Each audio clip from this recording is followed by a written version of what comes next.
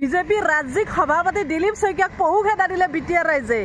নমস্কাৰ সকলোকে, মোৰ এটি নতুন ভিডিঅ'লৈ আপোনালোকক স্বাগতম জনাইছোঁ। আশা কৰোঁ আপোনালোক সকলোৱে ভালে আছে। গমে পাইছে বিটিআৰত ইলেকশ্যন একেবাৰে সমাগত। সেয়েহে যোৱা 10 দিন ধৰি আমাৰ মুখ্যমন্ত্ৰী ইখনৰ পিছত সিখন মিটিং কৰি তত পোৱা নাই। আৰু মুখ্যমন্ত্ৰী অৱশ্যে কষ্টটো বেছি হৈছে বিটিআৰৰ ইলেকশ্যন বুলি, কাৰণ গম পাইছে যে বিটিআৰত এতিয়া খহনীয়া অৱস্থা, বিজেপিৰ একেবাৰে খহনীয়া অৱস্থা। বিজেপিৰ বহুত কৰ্মী কংগ্ৰেছত যোগ দি আছে, বিজেপিৰ বহুত কৰ্মী BPFত মানে হাগ্ৰামাৰ ওচৰত যোগদান কৰি আছে।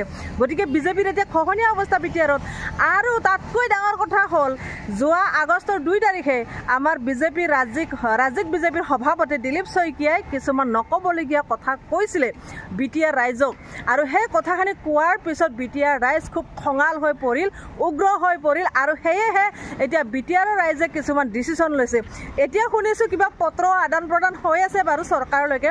এতিয়া বিটিআৰ ৰাইজৰ কিছুমান ক্ষোভ আছে বিজেপি চৰকাৰৰ ওপৰত। কিন্তু আমাৰ মুখ্যমন্ত্ৰী যে ভাষণ দিবলৈ যায় নহয় বিটিআৰত, আপোনালোকে পাইছে চাগে, সিদিনা এটা পোষ্টত কৈছে যে মই 200 বাৰতকৈ অধিক আহিছোঁ বিটিআৰত। মোৰ নিচিনা কোনো মুখ্যমন্ত্ৰী ইয়াত অহা নাই। বিটিআৰত 200 বাৰতকৈ অধিক নহয়, 2000 বাৰো যাওক আপুনি। কিন্তু বিটিআৰৰ ৰাইজে আপোনাৰ পৰা একো সুবিধা পোৱা নাই বা ভাল কাম কৰিব পৰা নাই। আপুনি যিমান প্ৰতিশ্ৰুতি দিয়ে সেই প্ৰতিশ্ৰুতিবোৰ বিটিআৰ ৰাইজে পোৱা নাই। কিয় পোৱা নাই সেইটো আপুনি বুজিব ভালকৈ। আৰু আমাৰ এতিয়া মুখ্যমন্ত্ৰী সিদিনাখন ইলেকশ্যনৰ সেই মিটিঙত ভাষণ দিব গৈও এটা কথা কৈছে যে ইয়াত এতিয়া কোনো দ্বিতীয় শ্ৰেণীৰ নাগৰিক নাথাকে, সকলো প্ৰথম শ্ৰেণীৰ নাগৰিক হ'ব। বিটিআৰ ৰাইজে দ্বিতীয় শ্ৰেণীৰ নাগৰিক বুলি নিজকে ভাবে।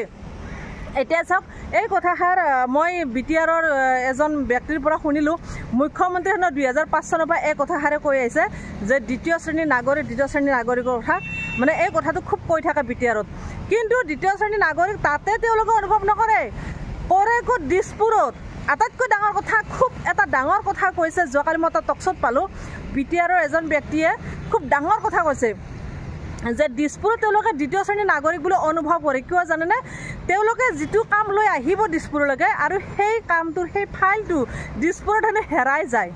দিছপুৰত যে তেওঁলোকে ৰেছপণ্ড নাপায়, তেওঁলোকে দ্বিতীয় শ্ৰেণীৰ নাগৰিক বুলি দিছপুৰত তেওঁলোকৰ অনুভৱ হয়। অন্য মানুহক যিটো ৰেছপণ্ড দিয়ে দিছপুৰত, কিন্তু সেই বিটিআৰৰ ৰাইজে, বিটিআৰৰ মানুহখিনি যদি আহে দিছপুৰলৈকে কিবা ফাইল লয়, কিবা কাম লয়, কিন্তু তেওঁলোকৰ ৰেছপণ্ড নাই। আৰু তেওঁলোকৰ ফাইলটো হেনো হেৰাই যায় আৰু তেওঁলোকক দিবলগীয়া প্ৰাপ্যখিনি তেওঁলোকে নাপায়। এনেকুৱা ধৰণৰ অভিযোগ আহিছে বিটিআৰৰ পৰা। আকৌ সেই বিটিআৰতে আমাৰ ৰাজ্যিক সভাপতি দিলীপ শইকীয়া কৈছে যে বিটিআৰত মানে খিলঞ্জীয়া মানুহে মাটি কিনিব পাৰে। যদি বড়ো মানুহে গুৱাহাটীত মাটি কিনিব পাৰে, যদি ডিব্ৰুগড়ৰ মানুহ যদি গুৱাহাটীত মাটি কিনিব পাৰে, গুৱাহাটীৰ খিলঞ্জীয়াজনে যদি ডিব্ৰুগড় কিনিব পাৰে, তেনেহ'লে বিটিআৰতো খিলঞ্জীয়া মানুহে মাটি কিনিব পাৰিব, ভূমি পাত্তা পাব। এই কথাষাৰ কোৱাৰ লগে লগে তাত বিটিআৰৰ মানুহ খঙত মানে উগ্ৰমুটি ধৰিলে, মানে খঙাল হৈ গ'ল। আৰে আমাক এনে দ্বিতীয় শ্ৰেণীৰ মানুহ বুলি আমাক হাঁহে বা দ্বিতীয় শ্ৰেণীৰ মানুহ বুলি আমাক ভাবে, আমাৰ কোনো ৰেছপণ্ড, আমাৰ কোনো সন্মান নাই, আমাৰ কোনো গুৰুত্ব নাই কোনো কামতে। আৰু আজি আমাৰ ইয়াতে এতিয়া খিলঞ্জীয়া মানুহক মাতি দিবলৈ আহিছে, হয়তো দেখোন তেওঁলোকৰ খং উঠিব। খিলঞ্জীয়া মানে এতিয়া ধৰক গোৰ্খা জাতি বা জনজাতি, ধৰক এই কোচৰা মচি হওক বা কিবা কিবি, এওঁলোকক মানে মাতি দিবলৈ চাইছে। মই সিদিনা এখন মিটিং শুনিলোঁ আমাৰ মুখ্যমন্ত্ৰীৰে, তাত ভাষণত কৈ আছে যে মোৰ জন্ম ইয়াতে, মই ইয়াতে ডাঙৰ হৈছোঁ, মই ইয়াতে আছোঁ, মই কোনো পাকিস্তানৰ পৰা অহা নাই বা মই কোনো বাংলাদেশৰ পৰাও অহা নাই। চাব দিয়ক এই কথাষাৰ কাক লৈ কৈছে। গতিকে মোৰ জন্ম ইয়াতে, মই ইয়াতে ডাঙৰ হৈছোঁ।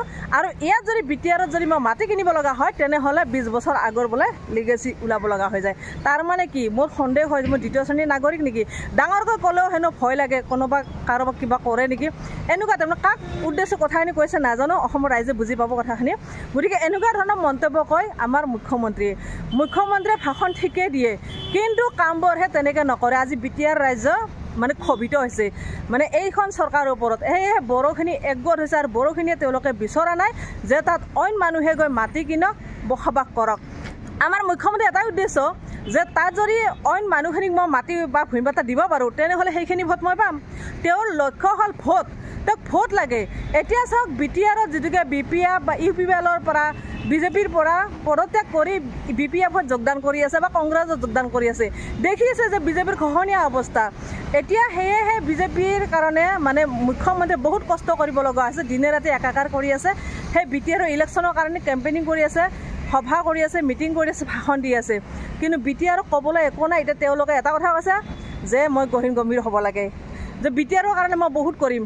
BTCত মই কি কৰা নাই কি নকৰিম এনেকুৱা আৰু যদি আমাৰ চৰকাৰখন আহে নেক্সট তেনেহ'লে মই সকলোকে ভূমিপট্টা দিম খিলঞ্জীয়া আৰু ইয়াত বোলে উচ্ছেদ হ'ব এনেকুৱা ধৰণৰ কথা কৈ আছে তেওঁ মানে বহুত কিবা কিবি কৈ আছে কিন্তু BTRৰ ৰাইজটো আৰু ইমানো মূৰ্খ নহয় দিয়কচোন যদিও তেওঁলোক ট্ৰাইবেল বা বড়ো অসমীয়া ভাষা খুব ভালকৈ বুজি পায় যদি ভালকৈ ক'ব নোৱাৰে কিন্তু বুজি পায় খুব ভালকৈ মুখ্যমন্ত্ৰীয়ে কোনটো টপত কি কথা কৈছে কি টপ দিব গৈ আছে এই কথাটো BTRৰ ৰাইজে খুব ভালকৈ বুজি পায় টপ কি দিছে আৰু কৈছে কি কৰিছে কি 2005 চনৰ পৰাই কিবা কৈ আহি আছে কিন্তু কি কৰিছে এই কথাখিনি BTRৰ ৰাইজে বড়ো হ'লেও বা ট্ৰাইবেল হ'লেও খুব ভালকৈ বুজি পাইছে বা মুখ্যমন্ত্ৰীৰ ভিতৰ চৰাটো খুব ভালকৈ বুজি পাইছে BTRৰ ৰাইজে গতিকে যিহেতুকে দিলীপ শইকীয়া সিদিনাখন তেনেকৈ কৈছে মাটিৰ বা হেৰি কথাটো যে খিলঞ্জীয়া মানুহে তাত মাটি কিনিব আজি BTRৰ ৰাইজে কিয় সহ্য কৰিব কিয় দিব মাটি সেইকাৰণে BTRৰ ৰাইজে বা সেই বড়োখিনি ট্ৰাইবেলখিনি এটা সিদ্ধান্ত লৈছে যে ইয়াত আমাৰ ৰাজ্যিক বিজেপিৰ সভাপতি দিলীপ শইকীয়া যাতে কেতিয়াও প্ৰৱেশ নকৰে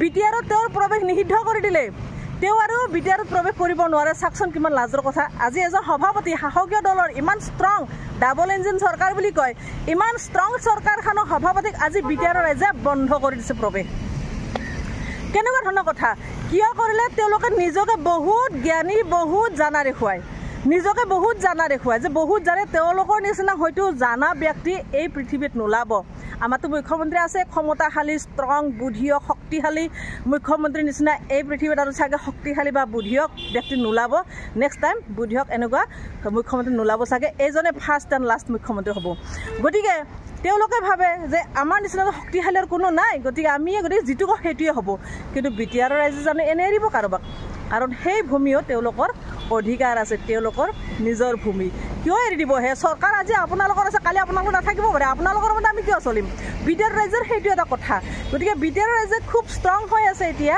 যেনেকৈ বিজেপিৰ সভাপতিজনক এতিয়া যোৱা ট'টেলি বন্ধ কৰি দিছে সেইটোলৈ এটা মানে বিতৰ্ক চলি আছে এতিয়া কিবা পত্ৰ বোলে পঠাইছে চৰকাৰলৈকে চৰকাৰৰ ফালৰ পৰা পত্ৰ পঠাইছে এনেকুৱা ধৰণৰ এটা আদান প্ৰদান হৈ থকা শুনিছোঁ বাৰু যি কি নহওক এতিয়া চাওক মুখ্যমন্ত্ৰী বহুত কষ্ট কৰিব লগা আছে BTRৰ সেই ইলেকশ্যনৰ কাৰণে কাৰণ খহনীয়া অৱস্থা বিজেপিৰ তাতে আকৌ এই সভাপতিজনক যোৱা নিষিদ্ধ কৰিছে গতিকে কষ্ট বহুত হ'বই দিয়কচোন কষ্ট কৰি হ'লে তেওঁলোকে জিকিম বুলি এটা মানে কৈ আছে যে আমি জিকিমেই BTR যিমানে যি নহওক আমি জিকিমেই কিয় ইমান সাহসেৰে কয়হে BTR জিকিম তাৰমানে তাতে ভোট চুৰ চলিব ইপিনে চলি আছে ভোট চুৰ এটা শব্দ ৰাহুল গান্ধী কৈ আছে ভোট চুৰ কৰে বিজেপিয়ে গতিকে এনেকুৱা ধৰণৰ কথা কৈ আছে বোধহয় তাত ভোট চুৰ হ'ব আৰু সেইকাৰণে চাগে এনেকুৱা ধৰণৰ BTRত জয় হ'ম বুলি মুখ্যমন্ত্ৰী ডাঠি ক'ব পাৰিছে হয় নে নহয় গাইজ কমেণ্টত জনাব